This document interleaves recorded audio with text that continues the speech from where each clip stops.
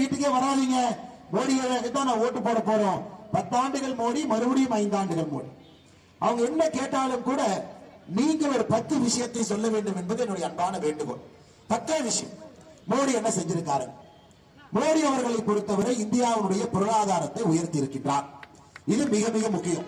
நாம எந்த அரசியல் கட்சியில் இருந்தாலும் கூட அடிப்படையில நம்ம எல்லோருமே ஒரு வேலை செய்யறோம், ஒரு தொழில் பண்றோம், ஒரு இடத்துல வேலை பார்க்கிறோம், அல்லது யாரோ 4 பேருக்கு வேலை கொடுக்கிறோம்.